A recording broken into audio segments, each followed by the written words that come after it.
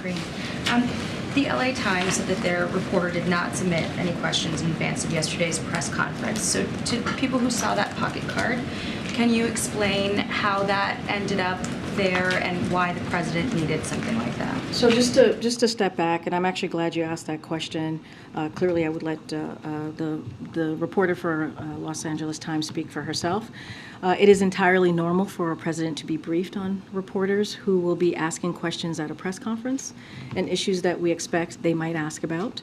It is not surprising that yesterday we would anticipate questions that he did receive, right, on the visit with the South Korean president, as the South Korean president was standing to his right, or about 2024. That was completely expected, or about the debt ceiling, which he took questions at the end, shouted questions at the end, and of course we would note those issues to him.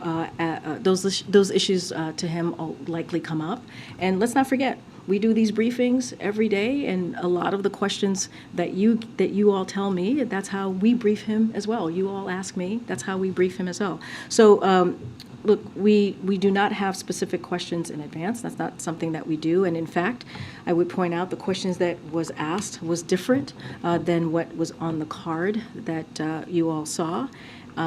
And look, again, we have these press conferences. The president takes your questions.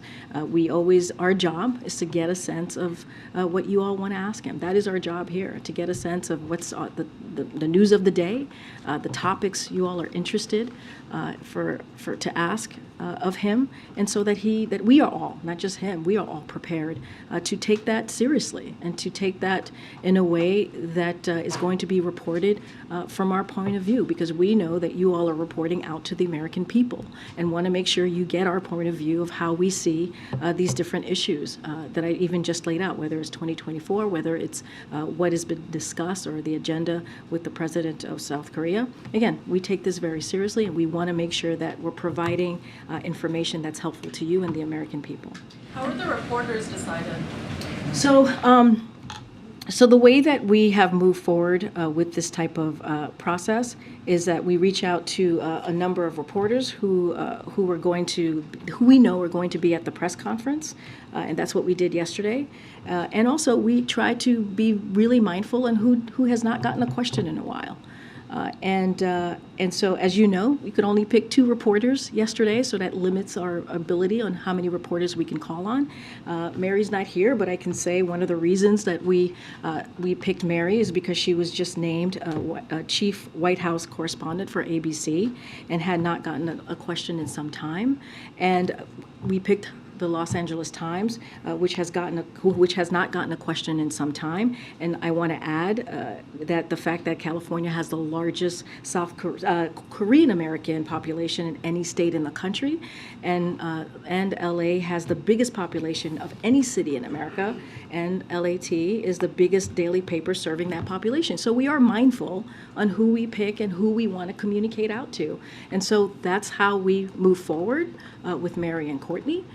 We thought that is pretty reasonable, wanting to, as we have the South Korean president with us during this press conference, because we wanted to also communicate with the Korean American. So that's usually how we move this process forward. I'm sorry. Is it your contention, Karine? I'm not taking call. That the question that was on the so-called cheat sheet was not similar to the question that was asked at the press conference. Your colleague is not done. Go ahead. It's a very reasonable question. No, but I hear you. Can you wait your turn? Thank you, John. I appreciate that. I really do. Go ahead. Thank you. Go ahead, John. And just to be clear, to people, skeptics who saw the card and saw the question number 1 and might think that that is a signal that it was pre-organized. Did the president have other questions that he was prepared, had similar talking points in case he was asked something on other topics in that same? Jackie, I'm going to be, as someone who is part of his of the prep briefing with the president for these press conferences, as his press secretary, we talk about an array of topics that could potentially come up, and that's what we do. Just at the end, there was shouted questions, and he took those shouted questions. But we also had a sense that, hey, you might get something on a debt ceiling, which makes a lot of sense, which is one of the news of the day. So we cover an array of topics. It's not just the two Americans who asked questions. It was also the two South Korean reporters who asked questions. So we do our best to make sure that the president is ready to communicate with all of you and the American people. So yeah, we covered an array of issues, but of course there are probably the top 5 topics, hot items that you all are interested in, and so that's kind of how we move forward. And the last one,